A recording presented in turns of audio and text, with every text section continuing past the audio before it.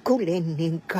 ဟင်ဆရာတော်ဦးပါမောက်ခကဟလာဒီလိုတွေဗလီတွေကိုစောက်လိုက်ရင်ဟလာဝရေစိန်လက်နဲ့တဲ့တောင်မှပဲစိုးဝါမယ်မှန်တယ်လေ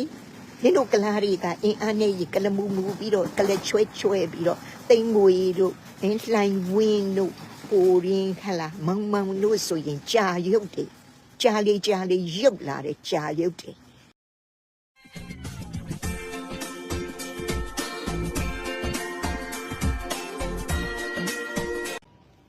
ဖာရှင်ပြောင်းနိုင်မယ်နော်မနေ့ကမွေးရွာလို့အေးလို့ခုပန်းကြံနေမှာပါကလေးတွေမလာဘူးမွေးရွာလို့နေတူတယ်ဒါပေမဲ့ကလာစင်နိုင်လုံးမှာမိုးတိတ်သွားတယ်အဲ့တော့အခုပထမဆုံးကလာနိုင်ငံကိုအန်ဒီရပြုတ်နေတာနော်လှိုင်ဝင်းအစ္စလမ်ဘာသာဝင်ကပြားကျွန်တော်ဗုဒ္ဓဘာသာပါလို့ကြာရုံနဲ့ပြောတဲ့ဖင်လန်ကမောင်မောင်သုံးဟာလာ OIC ပေးစာနဲ့နော်ပစံနဲ့ဖင်နေမှားနေတဲ့ချိုးကြီးလေးတန်ဃာတော်တွေကိုနော်စော်ကားနေတဲ့ရခိုင်သွေးပါတယ်ဟာလာထုံးမြတ်သူနော်လေးငါနော် PHODHA ဖိုတာHYAN ရန်ဖိုတာရန်အဲ့ဒါကိုဖိုတင်ချန်နဲ့ PHO ဖို DHIN သင်ချန် GYAN ချန်အဲ့လိုအတန်ထွက်ရမယ်နော်အဲ့ဒါကိုဆရာလုပ်ပြီးတော့ဟလာရိုင်းဆိုင်နဲ့နော်အာနီရင်ခရမ်းသီးနဲ့ပုပ္ပဆိုတာကိုဟလာ तू မပြောပါဘူးလို့ပြောင်းလိမ့်နဲ့ဟလာဝေကြီးကဖိုးသိန်းချံကိုဖိုးတာညာဆိုပြီးတော့လုံနေတယ်နော်နင်းပြောတဲ့စကားကိုတောင်နင်းလိမ့်နာဝေကြီးဒီလိုနင်းလိမ့်ပြောတဲ့အတွက်ကြောင့်မလို့နောက်မကြခင်လာမယ်ဟလာငလျင်မှာနင်းဗလီပိသေးပါနော်နင်းမူဒါဝါဒဝေရမဏီတိတ်ခါပရံကိုနော်မြမမြေပေါ်မှာနေပြီးတော့လာနေပြီးတော့ကလားဝေကြီးတို့မောင်မောင်ပြေဖြူတို့မောင်မောင်ကလေးတို့ LWN YouTube channel လို့မြေမြန်နိုးတို့ AA တို့ဟလာမိမင်းတို့နောက်ရှမ်းပြည်သားဆိုတာတွေဟလာအကာဆူတို့မင်းတို့ဒီမြန်မာပြည်ပေါ်မှာလာပြီးတော့ဒီလိုဟလာအဆိုးဆုံးကဝေကြီးလင်း3ယောက်ရတယ်စမှုနှစ်ကနေငွေလွှဲ3စန်းနေဂျပန်ရောက်တယ်နဲ့ဒီလိုတွေအောက်တန်းစားစကားပြောပြီးတော့ကိုပြောတဲ့စကားကိုအာနီခရမ်းသီးနဲ့ပွန့်နေလို့ပြောတာကိုမပြောပါဘူးလို့ပြောတယ်ဝေကြီးအဲ့တော့ခုနကကျွန်မရွတ်သွားတဲ့လူတွေကဟလာမကြခင်သူတို့ညီရမှာငလင်လာရင်မြန်မာပြည်ပေါ်မှာလာပြီးတော့အောက်တန်းစားကလာတွေအောက်တန်းကြတဲ့စကားတွေကိုပြောတဲ့အတွက်သူတို့ပလီပိသေးပါနော်ဒါကိုစောင့်ကြည့်ပြီးတော့ပြည်သူတွေစောင့်ကြည့်ကြပါအဲ့တော့အခုခုနလိုတိုင်းပြည်ကိုဖျက်နေတဲ့ဟလာဒီတစ်ကနေပြီးတော့4အထိနော်အစီအစဉ်မှာအခုလှိုင်ဝင်းရဲ့အပေါ်နံပါတ်1ကိုရောက်သွားတာတော့ PHODHA Y ဟလာနော်HYAN ရန်နော်ဖိုးတာရန်လို့တာမှတ်လိုက်ပါနော်ရန်ကနေတဲ့မုစိတ်နဲ့အကောင်အောင်စိုးရဲ့စာအုပ်တွေကိုနောက်ခံထားပြီးတော့နော်ရခိုင်လူမျိုးကွန်မြူနစ်အောင်စိုးဦးရဲ့စာအုပ်တွေနောက်ခံထားပြီးတော့ဟလာပထမတော့ကတော့ NCA ဟလာနာအဖန်လက်ထက်မှာမြေချဝင်ကြီးဖြစ်ပြီးတော့ဦးသိန်းစိန်လက်ထက်မှာ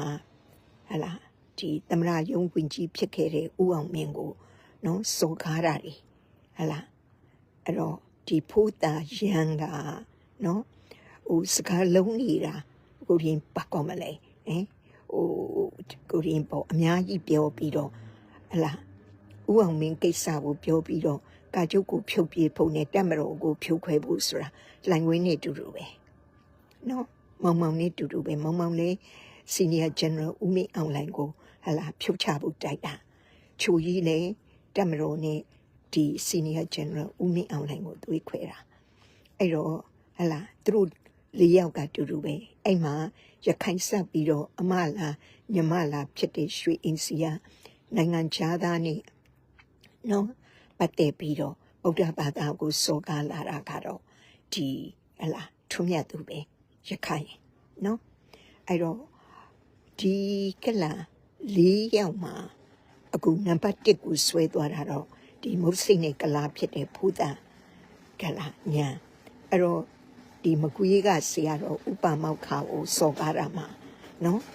တော်တော်ကိုစော်ကားထားတယ်အဲ့တော့ဥပမောက္ခကိုစော်ကားတာကို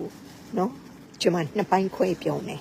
ပထမကဆရာတော်ကဒီနေပြည်တော်မှာရှိနေတဲ့ပြည်သူတွေရဲ့လေယာပေါ့စိုက်ပျိုးတဲ့နော်တောင်သူတွေရဲ့လေတွေကိုစီမံကိန်းတွေလုပ်မယ်လို့ဆိုပြီးတော့မတန်တဆနဲ့တဲ့ဧကကိုမြဝင်ကိုသူ့ရဲ့ခမီးခမက်တော်တဲ့လေယာတတော်ဝင်ကြီးပူကျုံညွတ်တင်ကပကိုးမှာတဲ့ဧကကိုရန်တတောင်းနဲ့ဟလာဧက100ပေးသလိုအခုလေတောင်သူလေသမားတွေကိုတက်ဆိုင်ရာကတဲ့ဧကမှာ3သိန်းလောက်ပေးပြီးတော့ဟလာပြည်သူတွေရဲ့လေမြေကိုမတရားသိမ်းပြီးတော့ရှီယာမွတ်စလင်နဲ့ဆူနီမွတ်စလင်အတွက်2ဧကခွဲစီ5ဧကအခုပလီစပ်ဖို့နော်ချပေးလိုက်တယ်ဗုဒ္ဓဘာသာဖုံးတော်ကြီးတွေအတွက်မပါဘူးဟလာဒီမွတ်စလင်ဖုံးမော်လဝီတွေကမိမယူတာနော်မိမယူတာနောက်မိမယူတဲ့ခရစ်ယာန်ဖုံးတော်ကြီးတွေအတွက်2ဧက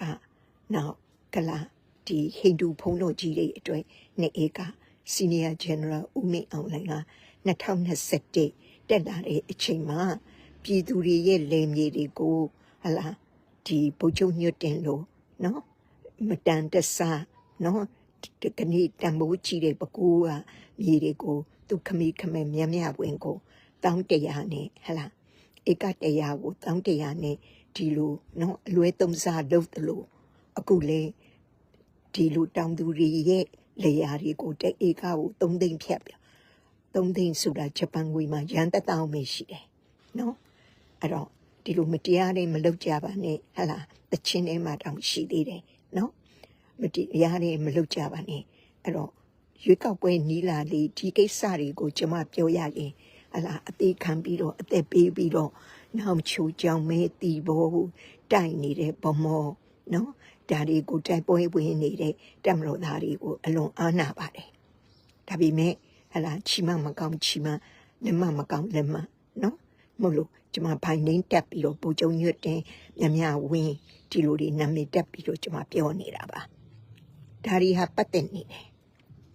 အခုတောင်သူလေသမားတွေစီကိုလေတဲ့ဧကကို3သိန်းယူပြီးတော့ဒီလိုပေးတာတွေကို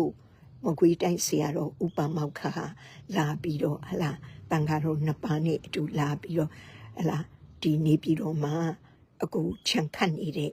ရှီယာမွတ်စလင်နဲ့ဆူနီမွတ်စလင်တွေအတွက်ပေးတဲ့မြေဟာနော်ရွာဦးချောင်းကိုဝင်ပေါင်းမှာဖြစ်နေတယ်အဲ့တော့မိထီလာမှာအရေးခင်မှာဆရာတော်ဦးတော်ပီတာဒီလိုလိမ္မာရင်ကြီးကျောင်းအတွက်လူအပ်တဲ့စာဥစာရဏီကိုနော်မိထီလာအရေးခင်ဖြစ်နေတာကိုမသိပဲနဲ့မိထီမြလာမျိုးကိုလာပြီးတော့ဟလာလူအပ်တဲ့စာဥစာရဏီကိုဝေရမှာဗလီကိုဖြတ်တဲ့အချိန်မှာဗလီမှာရှိနေတဲ့အစ္စလမ်ဘာသာဝင်တွေကဆရာတော်ဦးတော်ပီတာကိုဆွဲဟလာဓာစီလောင်ဓာနဲ့ခုတ်မီးရှို့ပြီးတော့တတ်တာအဲ့တော့အခုဒီရှီယာနဲ့ဆူနီအတွက်ဗလီကြီးဟာ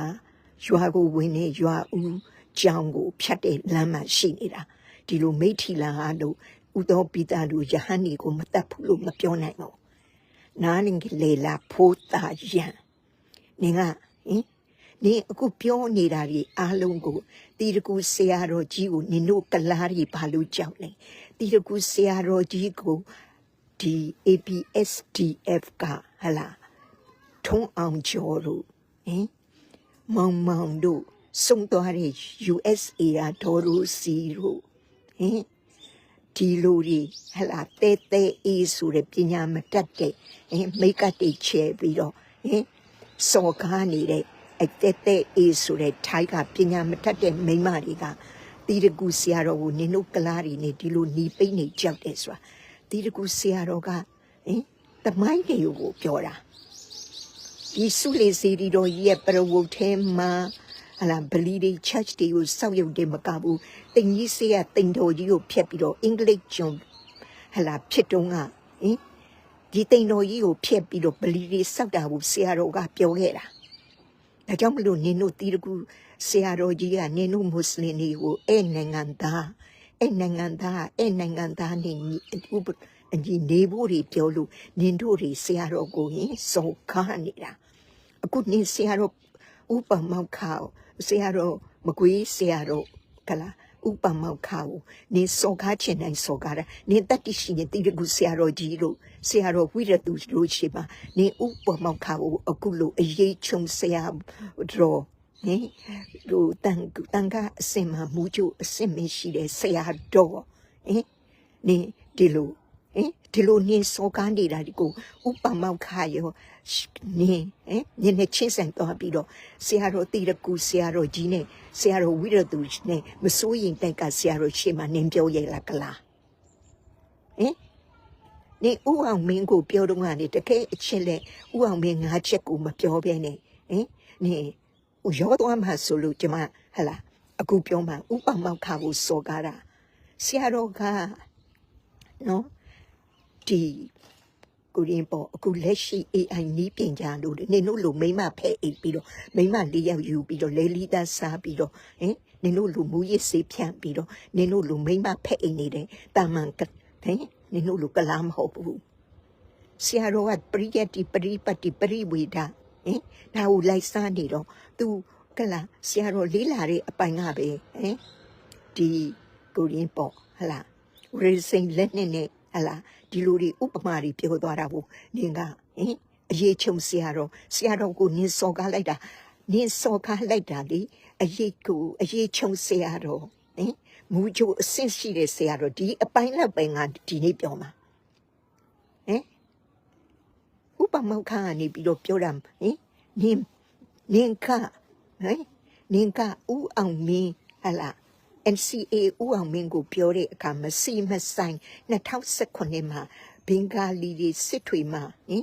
တခါတည်းအကျန်းဖက်တာကိုနင်ကဆွဲပြီးတော့ဟလာ NCA မှာဒီလိုတွေဘင်္ဂါလီတွေနင်တို့ကလားတွေကလေဘုချုပ်အောင်ဆန်းပြောသလိုပဲကလားဆိုဘယ်ကလားမှမကောင်းဘူးဘင်္ဂါလီတွေအကျန်းဖက်လို့ဟလာ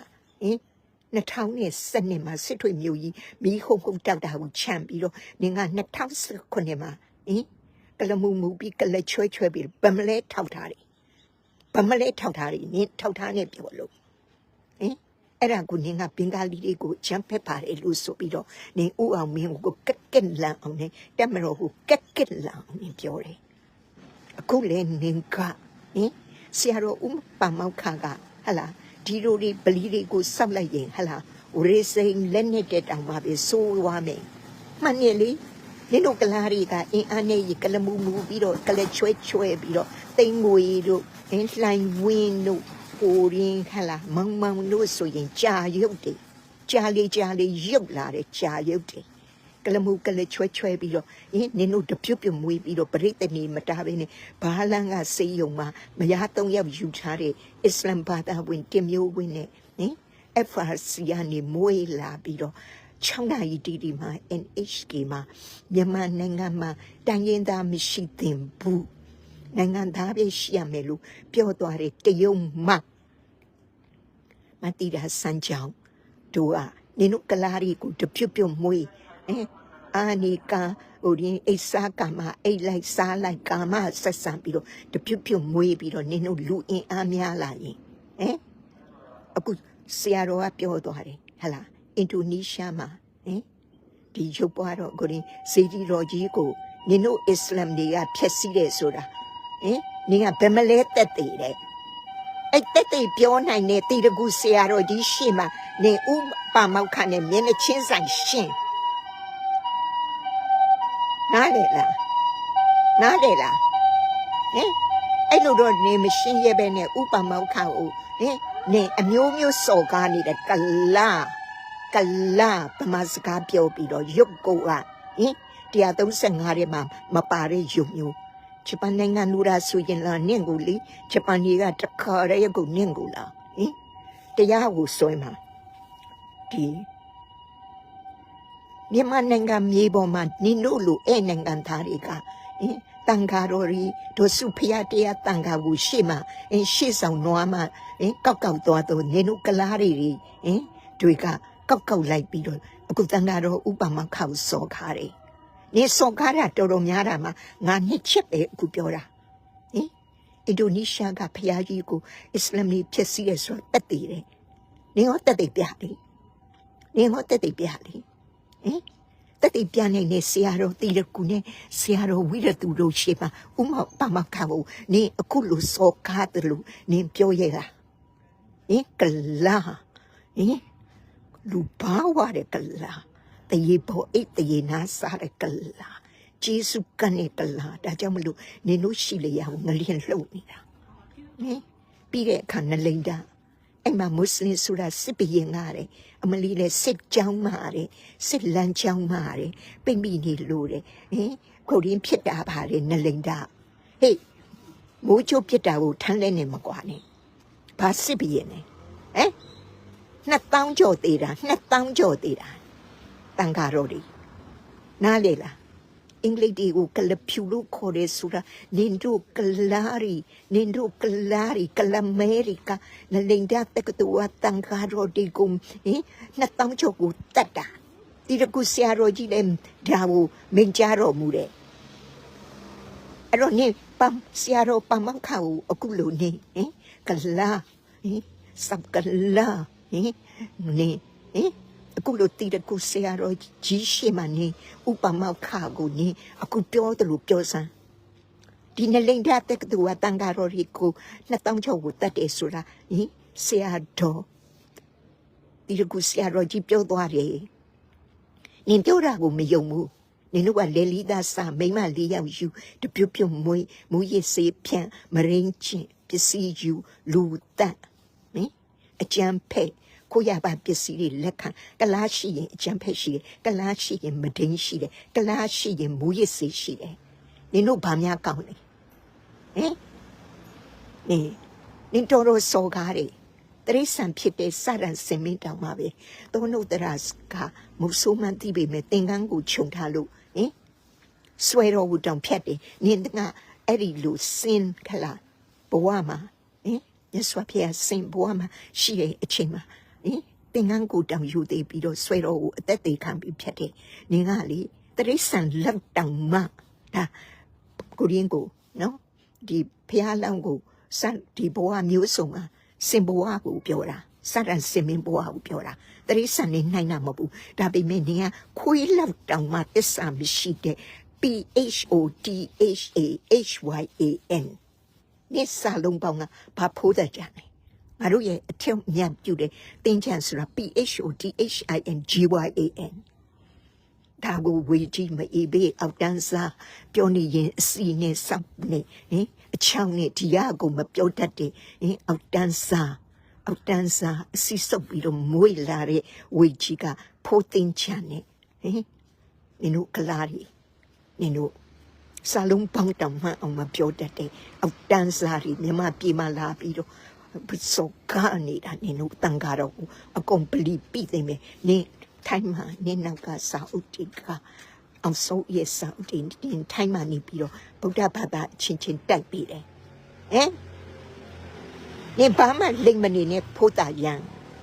နင်ပြောသမျှတွေမှန်သမျှနလိန်ဒါတက္ကသိုလ်မှာတန်ဃာတော်တွေကိုကျောင်းတွေကိုဖျက်ဆီးတယ်တန်ဃာတော်တွေကိုတတ်တယ်ဟလာဒီအင်ဒိုနီးရှားကစီရီဂျီကိုလည်းအစ္စလာမ်တွေဖျက်တယ်ဆိုတာဆရာတော်တီရကူရှိတယ်နင်ဥပမာခောက်ကိုထောက်ထားပြနေတကဘာလုံးကတည်တယ်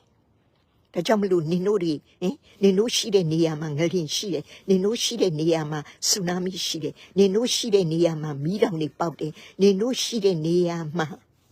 ရေကြီးတယ်အင်ဒိုနီးရှားကျွန်းကြီးတစ်ခုလုံးတော့ရေအောက်ရောက်မှာနင်တို့ပပဲတန်းမှာနင်တို့ကလားတွေလာနေတဲ့အတွက်ပပဲတန်းမှာနင်တို့ကလားတွေတို့စုခိုးသွင်းတဲ့အတွက်ရန်ကုန်မြို့ကြီးကလေရေအောက်ရောက်မှာနင်တို့အကုသိုလ်ကောင်းတယ်ကဘာလုံးမှာနင်တို့တခါတည်းကိုပရိသတ်တီမတားပဲနဲ့နင်တို့တပြတ်ပြတ်မွေးပြီးတော့နင်တို့လူအားနဲ့ကလား လူဦးရေတစ်ကဘာလုံးမှာတန်း9000မှာလူ4ယောက်မှာ1ယောက်ကကလာ1ယောက်ကတရုတ်လေဝတ်သားကိုတစ်ချက်ကုန်ရင်ကလေး1ယောက်ဝေးတယ်နာဘူးနင်တို့ကလာတွေခေါ်တော့နင်တို့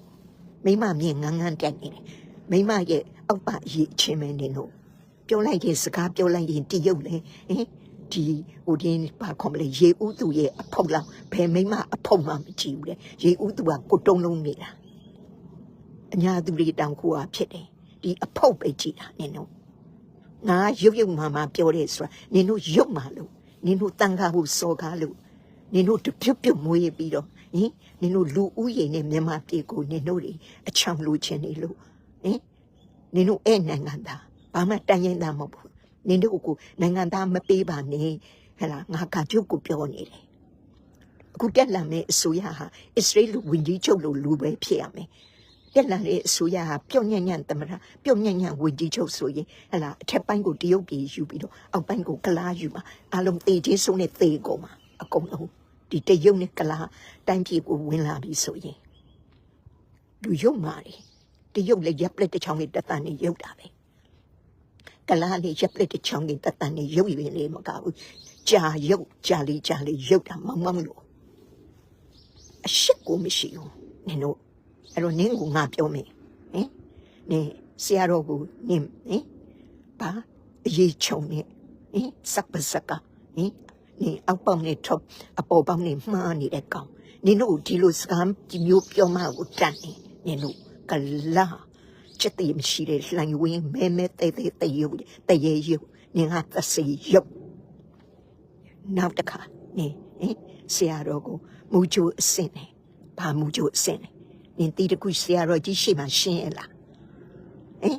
င်ဒိုနီးရှားဖျားတွေဖြစ်တာနင်ကအယုဒ္ဓယမြို့မှာစင်ပြူရှင်လက်ထက်မှာ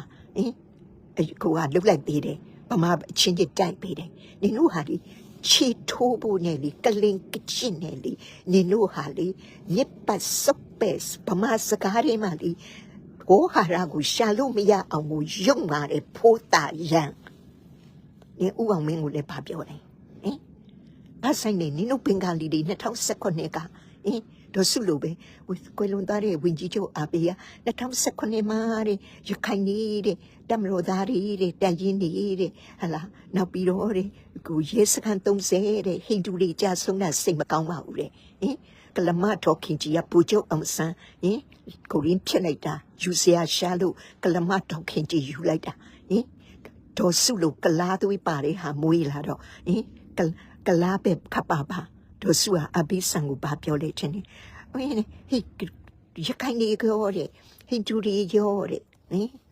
ဒီလိုတဲ့တမလို့သားတွေရောရဲတွေရောတဲ့သူကြာဆုံးတာမဟုတ်ပါဘူးတဲ့ဘင်္ဂါလီတွေလည်းကြာဆုံးပါလေဒါဟိုဘယ်မဲ့အေးဘေးတွေမောင်တို့ချိုကြီးတို့ထုံမြတ်သူတို့လှန်ဝင်းတို့တဲအေးတို့တခါလေမိစုဖြစ်နေပမာမြေပေါ်လာမပြောင်နေမိုက်ကယ်အဲရစ်ကိုယူတော့ကအထုံးနှစ်ခုနဲ့ဂျပန်ကိုရောက်လာပြီးတော့အင်ကြီးအပေါ်ကအင်ကြီးအဖြူလေးအောက်ကချီလုံကြီးလေးနဲ့စလင်ဘက်ကလေးနဲ့နွမ်းနဲ့တခါလေတာမအမျိုးသမီးလောက်တောင်မှမပြောင်မယောင်ဝဲနဲ့ဗမာပြည်ကိုရောက်တော့မှဗမာတွေကတခါတည်းကိုနီးပိန်းနေတာဆန်နေစခိုင်းမန္တလေးမကွေးရဟာတွေကမိစုနေဒီကလားတွေဒီတရုတ်တွေကနေပြီးတော့ပန်ဆယ်လူဟာနေပြီးတော့ဝိုင်းညှောက်လိုက်တာတခါတည်းကိုအောက်ချီတွေလွတ်ပြီးတော့တနေ့တကူမနေ့တခါနေ့လေတခါညတခါအဝတ်နေပြီးတော့ကျောက်စင်ကရင်ကြီးနဲ့သူသားစီကိုတစ်တာရီနဲ့ရိုက်ပို့လိုက်တယ်ကျောက်စင်အောက်ချီတွေလွတ်သွားတာစီးသေးတယ်မပြိုင်လို့ဖြစ်သွားတယ်ဒေါ်စုကဝင်းကြီးချုပ်အားပေးကိုအမလီရခိုင်နေတည်တယ်မဟုတ်ပါဘူးဟိန္ဒူတွေရခိုင်နေတမလို့သားတွေပြည်သူရဲတွေတည်တယ်မဟုတ်ပါဘူးဘင်္ဂါလီတွေလည်းတည်ပါတယ်လို့ပြောတာနာလိုက်တာရခိုင်နေမလာလို့တမလို့သားတွေမနာလို့ပြည်သူရဲတွေမနာလို့ဖူချုပ်အောင်ဆန်းဆိုတာလေတမလို့အားပဲရဲဘော်သုံးချင်းနဲ့ဒီဟလာဘာမ Independence Army နဲ့ဘာမ Defense Army ကိုဖွဲ့ခဲ့တာရဲဘော်သုံးချင်းကဗိုလ်ချုပ်အောင်ဆန်းတယောက်တည်းဖွဲ့ခဲ့တာမဟုတ်ဘူး တက်မတော်ကနေပြီးတော့ပေါက်ဖွာလာတယ်ဒေါ်စုကတက်မတော်ကိုစော်ကားတယ်နင်တို့ကလားဒီလိုပဲဂျေစုကနာဒါကြောင့်မလို့ကွယ်လွန်သွားတယ်ဟလားဦးဝင်းတင်ကပြောတာ NLD ဘယ်တော့မှမအောင်မြင်ဘူးဂျေစုကန်းနေမယိုးသားဘူးလို့ဦးဝင်းတင်ပြောသွားတာအဲ့တော့နင်တို့ကလားတွေလေနင်တို့ကလားတွေလေဖိုးတာရန်HYAN ဆိုရန်လို့နာမည်ထွက်ပြီးမယ်ငါနင့်ကိုရန်ကားနေလို့နင့်ကိုဖိုးတာရန်လို့ငါနာမည်ပြီးမယ်နင်ဂျေစုကန်နေတာနင်တို့တွေနင်တို့ဒီကုရ်အာန်ကျမ်းနဲ့နင်တို့မော်လဝီတွေကဘလို့များပလီတွေမှာသင်နေလဲမသိဘူးလေလိသက်ဖို့ပဲသင်နေလားမသိဘူးနင်တို့ယူသားမရှိဘူးကလင်ကကျင့်နေမလီတခါတည်းကိုဆရာတော်မကွေးပါမောက်ခါဘူးတခါတည်းကိုစော်ကားလိုက်တာငါနှစ်ချက်ပဲပြောသေးတယ်တဝက်ပဲနှစ်ချိန်နားထောင်ထားတာနောက်တစ်ခါနားထောင်ပြီးငါတက်လာမယ်နင်ကို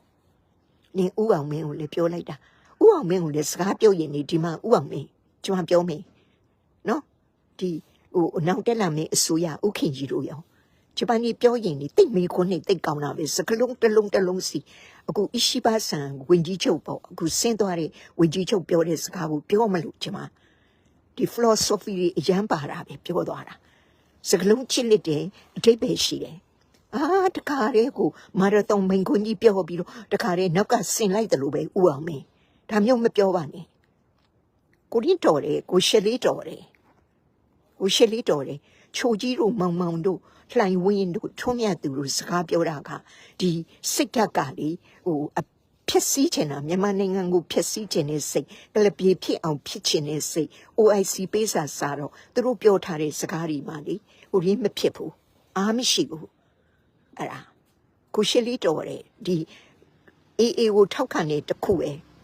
သူပြောရင်လေသူစာဘလောက်ဖတ်ခဲ့တယ်သူဘလောက်ထိဘကုတုတရှိတယ် wisdom and knowledge are depend upon the speech of the person ဘလောက်ပညာတတ်တယ်ဘလောက်ထိဘကုတုတရှိတယ်ဆိုအဲ့ဒီလူပြောတဲ့စကားပေါ်မှာမူတည်တယ်ပုတူးမလည်းတော်တယ်မတော်ဘူးမဟုတ်ဘူးအဲ့တော့ဖိုးတာရန်ကိုပြောမယ်နင်ကဆရာတော်ကိုပြောတယ်ဆရာတော်ကပြောတယ်ဟလားဒီလိုဗလီတွေစောက်ဖို့တဲ့နော်ဗလီတွေစောက်ဖို့တဲ့ဒီဂေါရမမြတ်စွာဘုရားမဟောခဲ့ဘူးဆိုနင်ကရီးလိုက်သေးတယ်ဂေါရမဘုရားလက်ထက်တော်မှာတဲ့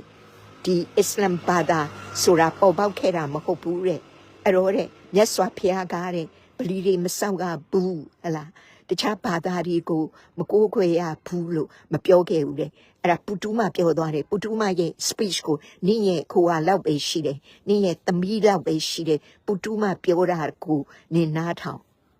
ပူတူးမကိုရင်းဖြစ်တယ် तू ကနော်ပြောသွားတယ် तू ကဒီဗုဒ္ဓဘာသာနဲ့ဒီကိုရင်းမှာဟလားသူကဘာခေါ်မလဲအမျိုးဘာသာသာသနာအဖွဲ့မှာ15ယောက်ထဲမှာပါလို့သူကပြောသွားတယ်မြတ်စွာဘုရားကဟလာတခြားဘာသာတွေကို church တွေမဖွင့်ရဘူးအစ္စလာမ်တွေအတွက်ဗလီတွေမဖွင့်ရဘူးလို့မပြောပေမဲ့တဲ့ဗုဒ္ဓဘာသာကိုဖျက်ဆီးလာမယ်ဆိုရင်ခုခံကာကွယ်ရမယ်လို့ဆိုတာသူပါဠိစကားလုံးတွေနဲ့ပြောသွားတယ်နင်သမီးလောက်ရှိတဲ့ပုတူးမပြောတာကိုသွားနာထောင်ပြီးမှနင်ပြောကလားရဲ့နင်တယောက်ထဲတက်တည်ထဲမနေနဲ့နော်သူရွယ်နဲ့သူပူတူးမှမန်လေးတစ်ခုရှိတာအဲ့တစ်ခုအမှားပဲနော်ငါဆိုရင်လည်းပြောချင်တာတဲ့ခိုရောက်ဒီရောက်တာငါရဲ့ချိုရင်ချက်ငါသိတယ်ငါပြင်ရမယ်စကြောရှိတာကိုပြင်ရမယ်ငါအမှားငါသိတယ်ပူတူးမှလည်းအဲ့မန်လေးကိုချလိုက်ရင်သူဟာလူတော်တယောက်ဖြစ်မယ်လူကောင်းတယောက်ဖြစ်မယ်ကိုရှက်လေးရလေအေနဲ့ရခိတနိုင်ငံတော်ကြီးကိုတီထောင်ခြင်းတဲ့ဒီအတ္တကိုဖယ်လိုက်ရင်သူဟာလူတော်ကောင်းတယောက်လူကောင်းတယောက်ပဲဟိုကောင်လေးကောင်ကတော့နင်းမအပါဝင်ရတော့နော်ကဘာကြီးတာပြတ်သုံးသွားမယ်နင်တို့ကတော့နင်တို့အကျင့်တွေပြောင်းမှာမဟုတ်ဘူးအဲ့တော့နင်ကိုရန်ဥအောင်မင်းကိုရန်ဒီကလာယဟန်တန်ကဖြစ်တဲ့ဥပမောက်ခါကိုရန်နင်တက်ပြီးတော့နင်ကိုဒီနေဟလာအတက်ကြီးလုံးမနေနဲ့ဖိုးတန်ညာနင်တက်တီရှိရင်တီတကူဆရာတော်ရှိမှနင်အခုဥပမောက်ခါကိုပြောတယ်လို့နင်ပြောစမ်းအဲ့ဒါကိုဆရာတော်ရှိမှအားလုံးရှိမှနော်ပရိသတ်ရှိမှနင်သွားပြီးတော့ chef ထားပြီးတော့နင်ဥပမောက်ခါကိုပါပင့်ပြီးတော့နင်ပြောစမ်းကလားနင်မဟုတ်ကတွေတက်လာလို့ငါတက်ရှင်တာဒါပဲ